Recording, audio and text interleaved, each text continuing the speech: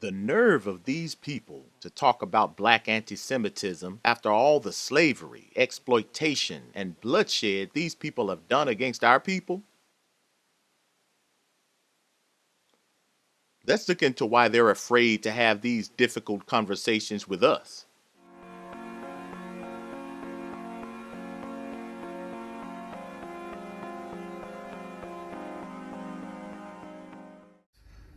Now look, I've worked at some big companies.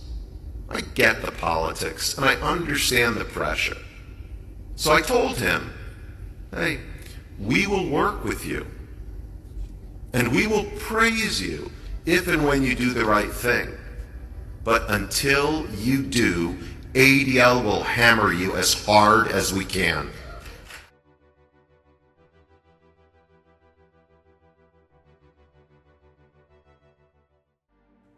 And when they say we're going to watch you for a protracted period of time, see, we need to watch them for a protracted period of time because we have never done to you and your people what you and your people have done to us. If we speak the truth and it hurts some Jews' feelings, they call it anti-Semitic and punish our people just for acknowledging the facts. And the fact that they tried to cover up how countless millions of black lives, families, and communities have been destroyed and exploited at the hands of influential white Jews. According to Professor James William Hagee, the Jews of Charleston, being white-skinned, joined with the dominant race. As a group, most of them quickly adopted the attitudes of the slave-holding society. Some had previously resided in slave-owning territories, such as the West Indies, and had become familiar with the practice. But many who came straight from Europe owned slaves. Indeed, a large percentage of the Jews of the city who could afford to own slaves did so. Tell me something. How many of you would come and sit down and apologize to us for the transatlantic slave trade? You come now. Bring your wife and your children and tell us you're sorry for killing us, raping us, castrating us, and enslaving us, and making us chattel. Will you come and apologize? Isn't it funny how if a black person tells the truth about Jewish power in media, banking, or political corruption, or talk about their role in our enslavement, we're automatically labeled as anti-Semitic. They'll say it's repeating the same old anti-Semitic tropes and canards, but they can never say you're lying because they'll prove how much they control media platforms and banking institutions by censoring and dissolving banking accounts with those who speak the truth. Kanye West out here, he's like, Jews run the bank. The next day, no bank. You go, all right. Right, very subtle, Jewish friends. He goes, Jews run the media. They run social media. Next day, no social media. You go, I'm Jewish. I'm like, guys, stop. Stop it. Figure out a different way to handle this shit. You're not helping with the conspiracies here. Like slave owners, they'll try to make examples of our leaders and celebrities who would dare speak the truth out loud, even though everybody knows it's true.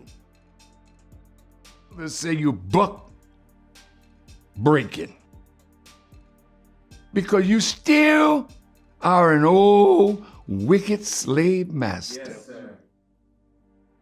Sing for me, nigga. Don't talk, dribble, dribble.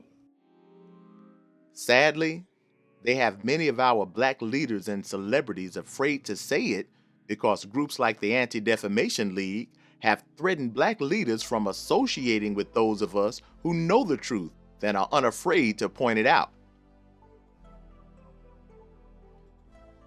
Because we who follow the most honorable Elijah Muhammad and are taught by the Honorable Minister Louis Farrakhan have been given that invincible truth that no scholar or leader can refute.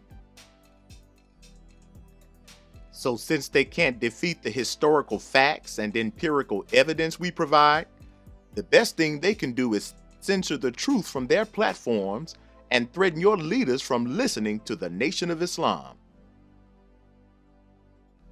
Look at our multimillionaire celebrities who they've attacked and threatened just for saying positive words about the Honorable Minister Louis Farrakhan and the Nation of Islam.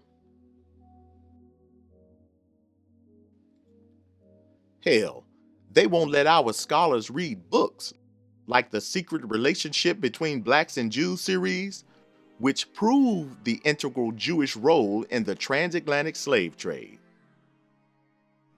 And instead of having intelligent conversations or debates with us about it, they've banned the books from their platforms like Amazon. And they've damn near made it illegal to have a scholarly discussion about it. Then you'll hear them arrogantly claim they have to educate blacks on anti-Semitism and have those uncomfortable conversations about black-Jewish relations. But since they can't uphold their lies, they always make sure not to engage the Nation of Islam in these conversations because we provide incontestable evidence of their evil doings against our people.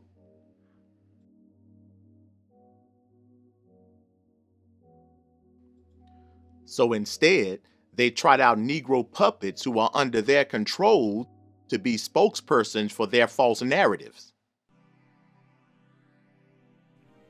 If they want to talk to any of you, we'll go with you. You bring your rabbis. You bring your scholars. And I told him when we look at our book that we wrote, we only quoted your scholars, your historians, your rabbis. Well, your scriptures make it clear that Satan has the whole world deceived.